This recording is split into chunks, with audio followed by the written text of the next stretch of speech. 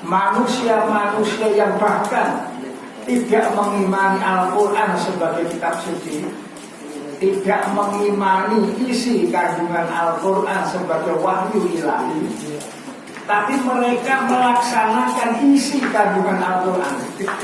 Misalnya keterkaitan dengan waktu, mereka menggunakan wal asri, ya.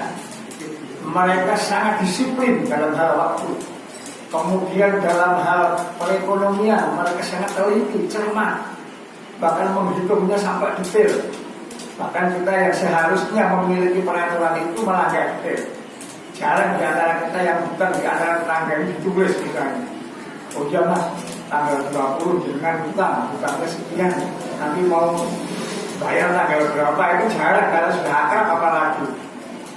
Padahal Allah Subhanahu wa Ta'ala sudah mengatur itu di dalam hadisnya Rasulullah Muhammad SAW. Kalau berhutang itu harus ada saksinya, jangan berdian dua orang. Nanti kalau saling membayar itu saling mengingkari, enggak aku utang dulu kok. Padahal utang, nanti sumpah pocong. Oh nggak ada sumpah pocong nih. Dalam ajaran Islam nggak ada sumpah pocong, nggak ada. Kemarin ketika ada yang minta sumpah pocong, dijawab oleh dia yang mungkin ketakutan itu, wah sumpah pocong itu nggak ada dalam Islam. Padahal kalau nggak sumpah pocong, nanti kalau misalnya mubahalah malah berbahaya lagi. Karena apa? Itu saling melaknati. Jadi apa? Misalnya begini, ada orang dituduh berzina, padahal dia tidak berzina, maka dia boleh mengajukan sumpah li'an namanya, saling melaknati. Jadi begini, ya Allah, saya betul-betul tidak berzina, maka seandainya saya berzina, maka laknatlah saya dan keluarga saya, bahkan 70 orang begitu. Nanti yang sana juga begitu, ya saya yang menuduh juga punya keyakinan bahwa Anda itu memang berzina. Kalau tuduhan saya salah dan saya mengada-ada bahwa Anda tidak berzina, maka saya yang dilaknat 70 orang. Oh itu bahaya kalau itu betul-betul terjadi. Ya, kan? Kalau sumpah pocong kan masih dikasih kain kapan, gitu kan. Cuma serem aja kan. Tapi lebih berbahaya sumpah li'an sebenarnya, karena saling melaknati. Mubahalah juga begitu. Maka dulu pada waktu Rasulullah Muhammad SAW oleh kaum Nasrani Najran itu dibully sedemikian Eropa, sehingga menantang beliau, ayo kita bermubahalah di hadapan Allah. Siapa di antara kita yang benar, yang hak, yang diridhoi Allah? Enggak berani. Kalau berani hapus mereka. Tapi memang ya itulah, syariat Muhammad itu tidak boleh menghabiskan orang-orang kafir, orang-orang musyrik, itu tidak boleh. Ya. Jadi jangan dikira kalau Nabi Nuh ya begitu maksiat hancurkan, itu hancur. Kemudian yang maksiat yang beriman berbeda. Kalau kita nggak boleh. Jadi memang syariat Rasulullah itu sampai saat ini para ulama semuanya muttafaq alaih bahwa tidak ada lagi azab untuk penghancuran umat sebelum nanti yaumil kiamat. Tapi sebelum itu monggo dipersilakan terlebih dahulu untuk menikmati hidangan yang sudah ada di depan kita dengan berdoa bersama. Bismillahirrahmanirrahim. Allahumma barik lana fima razaqtana wa qina adzabannar.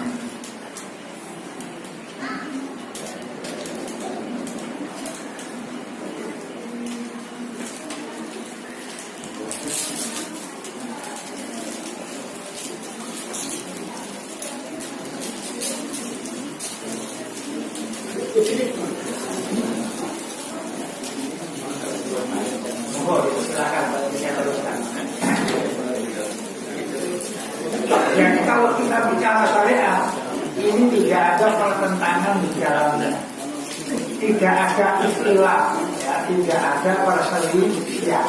Itu syariat. Kalau syariat kok sampai ada perselisihan, itu pasti yang satu hak, yang satu batil. Itu kalau syariat. Misalnya ada orang yang aneh-aneh, wah ini orang Jawa ini saya teliti-teliti kalau sholat kalau nggak ada yang khusus. Itu menurut pemahaman saya karena mereka tidak paham arti surat yang dibaca. Maka kalau begitu sholatnya sekarang pakai bahasa Jawa lain, dan khusyuk. Nah, ini jelas batilnya. Nggak ada yang membenarkan itu, ya kan? Karena ini berupa syariat. Syariat Islam itu ya yang sudah diajarkan oleh Rasulullah kepada para sahabat, akhirnya sampai kepada kita. Ya kalau sholat ya seperti itu, diawali dengan takbiratul ihram, kemudian diakhiri dengan salam. Dan itu sudah rinci, nggak boleh berubah-ubah. Wah, saya sebaiknya kok kalau sholat kok begini aja, biar gerakannya biar tambah, biar sehat. Wah, nggak boleh begini sekali aja, nggak boleh kita gini-gini atau gini-gini ya nggak boleh. Sudah, kalau misalnya hanya letaknya di sini atau di sini itu masih boleh. Karena apa? Karena bahasa Arab itu memang memungkinkan untuk arti yang semacam itu. Kayak gitu. Makanya jangan aneh. Misalnya panjenengan kalau mau mencoba itu gampang. Seluruh anak 5 di masjid ini suruh beli terjemahan yang paling gampang saja. Terjemahan Asmaul Husna yang 99 Asmaul itu. Beli 5. Nanti penerjemahnya berbeda, penerbitnya berbeda. Aku yakin saya pasti terjemahnya berbeda. Serius sih. Saya pernah membuktikan itu ternyata benar. Oh iya ya. Kok bisa begini? Artinya tidak plus. Misalnya tidak new, yang gampang. Itu ada nanti yang mengartikan duhai Allah yang maha kaya. Pakai duhai. Kenapa pakai duhai? Karena dayaknya. Pakai duhai Allah yang maha kaya. Tapi ada yang wah, walaupun itu yang tidak usah perlu juga, cukup Allah yang maha kaya.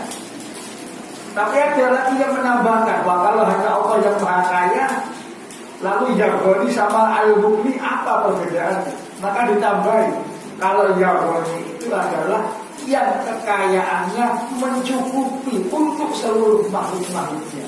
Wah, ini ditambahi. Padahal ditambahi malah gak sempurna ya. Tidak ada yang mengartikan seperti itu. Artinya apa?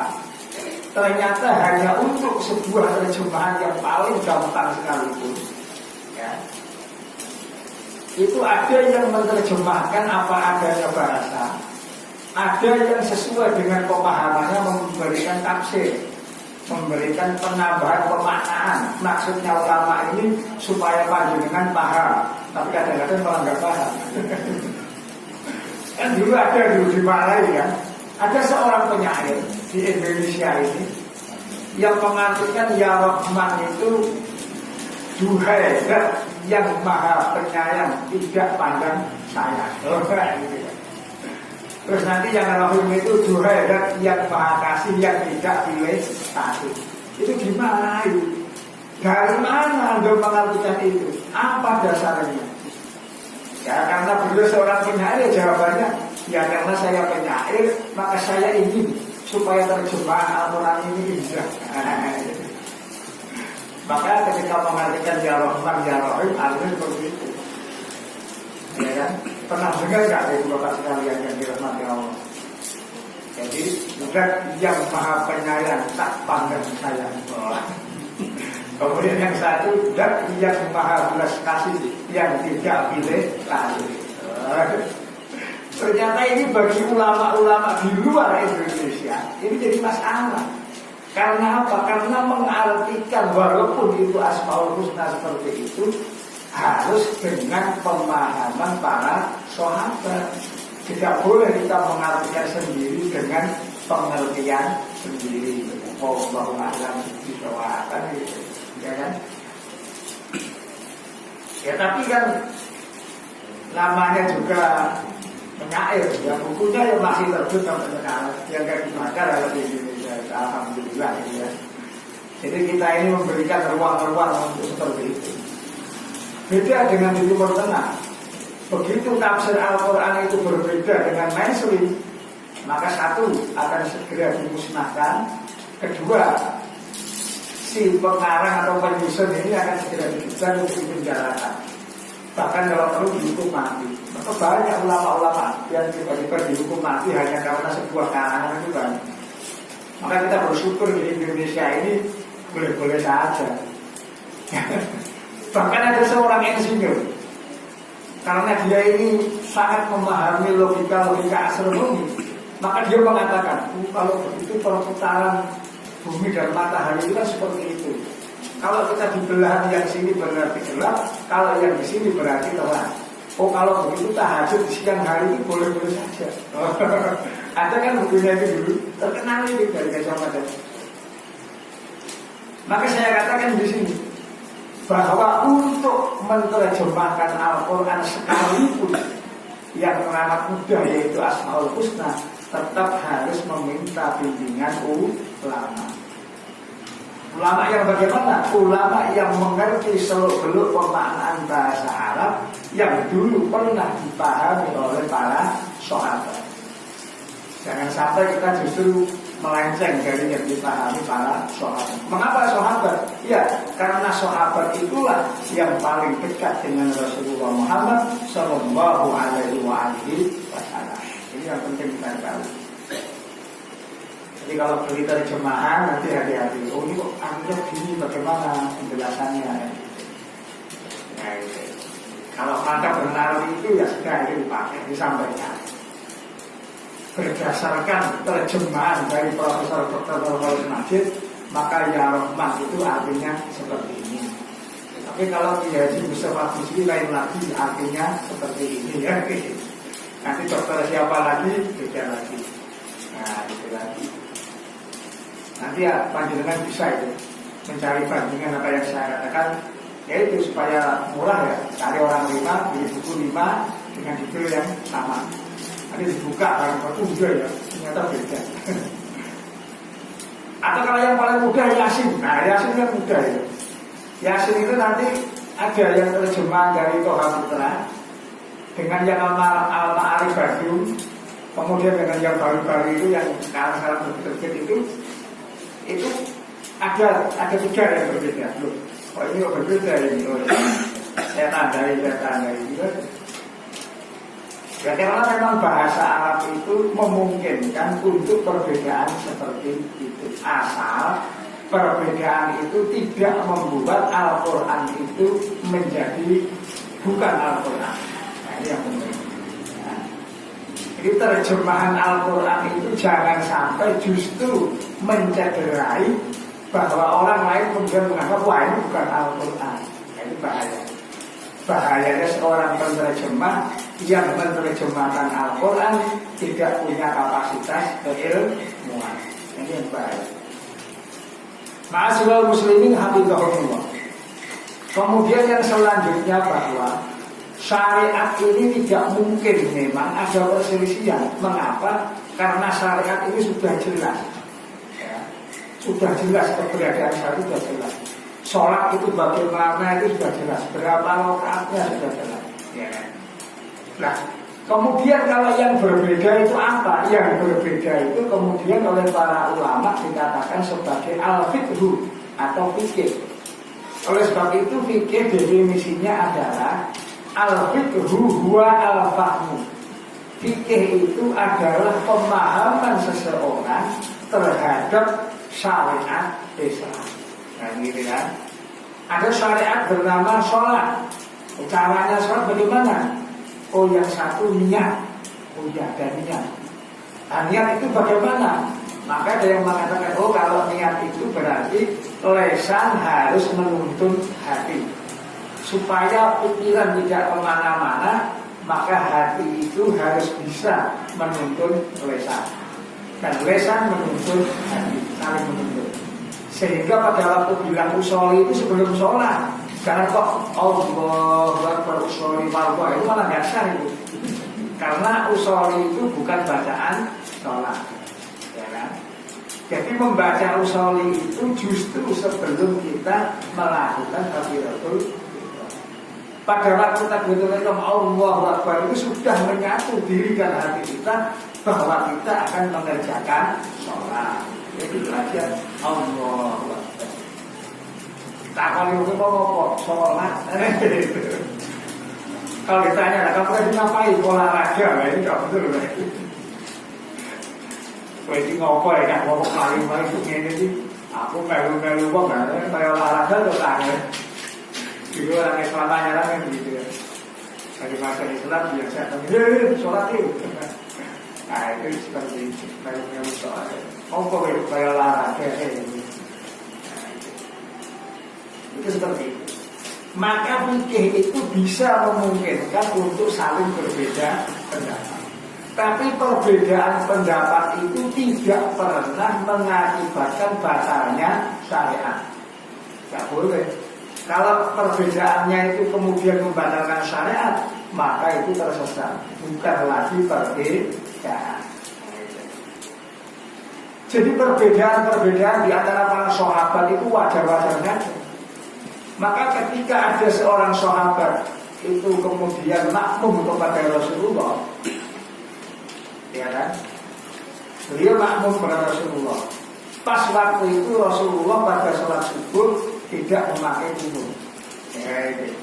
Dan ternyata beliau mengikuti Rasulullah. Setiap kali beliau mengikuti Rasulullah pas waktu sholat subuh itu tidak pakai wudhu. Maka beliau berkata kepada anaknya, wahai anakku, selama aku mengikuti sholat bersama Rasulullah, ternyata Rasulullah nggak pakai wudhu. Maka kamu kalau sebuah nggak usah pakai wudhu. Nah, ya. Anaknya bilang, ya, ayah saya percaya kepada engkau karena memang engkau adalah sahabatnya Rasulullah. Tapi ternyata sahabat yang lain ternyata pada waktu itu mengikuti juga Rasulullah, tapi Rasulullah pas kunut. Akhirnya apa? Para ulama berpendapat, oh kalau begitu Rasulullah itu pernah melakukan kunut sampai lama, tapi juga pernah tidak melakukan kunut sampai lama. Artinya apa? Oh berarti kunut itu hanya sunnah. Kalau Rasulullah melakukan terus-menerus, berarti hukumnya wajib. Nah kemudian ada yang mencatat, oh iya saya ingat itu. Para sahabat yang lain, termasuk akan jadi sahabat juga, itu berpendapat, oh iya saya ingat pada waktu Rasulullah Muhammad SAW itu memakai kunut, ternyata pada waktu itu ada sahabat-sahabat yang ahli Quran terbunuh, jumlahnya 70 orang. Maka kemudian Rasulullah mengangkat tangan beliau dan berdoa kunut. Oh kalau begitu pas ada peristiwa yang ya ibaratnya itu adalah peristiwa yang sangat mengguncangkan hati umat Islam, maka pada waktu itu Rasulullah ini kemudian disepakati, oh kalau begitu itu namanya kunut nazilah, yaitu kunut di mana pada waktu itu ada sebuah peristiwa-peristiwa yang memang akan menghancurkan umat Islam. Maka beliau berdoa sampai ketika kelihatan berdoa. Nah celakanya di sini ini dua kelompok yang kunut sama yang tidak kunut itu selalu fanatik-fanatikan, nggak pernah menceritakan yang dua kayak gini. Sehingga akhirnya ya nggak kunut lah, aku mampu lah gitu. Nah itu yang adanya. Ya wes nek kalau gaya masjidnya aku yang jadi duit lah. Akhirnya bikin masjid di sebelah. Sebenarnya masjid kuno, yang ini masjid gak kuno. Nah ini gak benar ini. Abdullah bin Mas'ud ketika ditanya, wahai Abdullah, bukankah engkau senantiasa berbeda dengan Umar bin Khattab, tapi kenapa engkau makmum kepada beliau? Maka dijawab, ya ini penting jawabannya Ibnu Mas'ud ini pendengar yang berbahagia yang saya sekarang ini penting. Apa jawaban beliau? Ya, saya mengutamakan persatuan dan kesatuan umat Islam, karena perpecahan itu membuat umat Islam menjadi tercela. Ya. Dan nanti pertanggungjawaban itu adalah di tangan imam, makmumnya tidak ikut bertanggung jawab. Sehingga kalau panjenengan misalnya di sini, panjenengan berbeda, tahu wah saya berbeda dengan imam ini nanti, karena beliau tidak membaca Bismillahirrahmanirrahim, saya bakal baca. Ya sudah, makmum saja, Allahu Akbar. Karena apa? Pertanggungjawabannya nanti adalah imam di hadapan Allah Subhanahu wa Ta'ala. Makmum cuma ikut aja. Kamu baca basmalah nggak bakal ditanya kenapa? Makmum. Tapi kalau panjenengan imam ditanya, Ini detail pertanyaannya. Mengapa Anda tidak membaca Bismillahirrahmanirrahim? Padahal Bismillahirrahmanirrahim tertulis. Biasanya kalau sesuatu yang tertulis itu dibaca, nah itu ada tulisannya di Al-Quran. Kalau nggak kamu baca sebabnya apa kan gitu. Nanti ditanya terus, kalau yang nggak membaca alasannya apa, kalau yang membaca alasannya apa. Nah, kalau makmum nggak akan ditanya. Makmum itu sebagaimana orang fakir. Orang fakir itu nggak akan ditanya. Yang ditanya itu nanti orang kaya. Orang kaya ditanya, hartamu dari mana? Terus untuk apa? Kalau orang fakir, hartamu dari mana? Nggak punya harta. Untuk apa? Ya, untuk apa? Untuk makan baca alhamdulillah. Ada nggak makan? Terus malaikat udah surga aja. Ini persoalannya seperti ini. Ya. Jadi seperti itu. Jadi Bapak dan Ibu sekalian nggak usah ragu-ragu, tetap berjamaah di sini. Karena apa? Memakmurkan masjid itu jauh lebih utama ketimbang panjenengan coba hanya karena makmumnya kadang baca Bismillah, yang satu tidak baca Bismillah. Nah, ini sudah paten ya ini. Saya dari guru saya seperti itu. Pada waktu itu saya merasa heran karena ada orang itu sama-sama fanatiknya, padahal sama-sama sudah tua, tapi tidak menyadari bahwa mereka punya kelemahan. Yang satu itu pokoknya fanatik, pokoknya kalau saya Jumatan tidak mau di Kerapian, tapi di masjid Kauman. Wah ini kan, dia pakai sepeda dari Kerapian itu, kamu di masjid Kauman. Nah saya bilang, nah saat ini jenengan saya kuat, nggak mungkin mungkin kuat, kalau kuat gitu kan. Banyak orang mana itu udah negara juga begitu, tuh kan? Kalau mahmu udah negara, Jumatan yang wah, nggak buat terapi, buat mana? Lah ya tadi gue jadi nong, gue udah habis turun nih, orang berkuat-kuat ya, nggak perlu pindah terapi gitu kan? Tapi ternyata apa? Ternyata sesudah sama-sama tua dan sama-sama nggak kuat naik sepeda, akhirnya apa? Ya sudah, yang dari Wijilan akhirnya ya tetap sholatnya di masjid Kauman karena dekat. Terus kemudian yang di kita itu yang kita apa? Yang ini kita ya. Dosa pas saat ini kita terapi. Kauman atau sholat. Nah ya kan? Jadi nggak bisa fanatik di bawah mati itu nggak bisa. Karena apa? Ada kondisi-kondisi tertentu yang menyebabkan kita tidak boleh nanti seperti itu. Ini akan merugikan diri kita sendiri. Kecuali kalau masalah prinsip itu begini. Kita sudah terbiasa membaca surah Yasin pada yaumil Jumat atau malam Jumat, ya kan? Dan tiba-tiba ada orang mengatakan, kalau kamu baca Yasin itu masuk neraka kamu. Nah, kalau kayak gini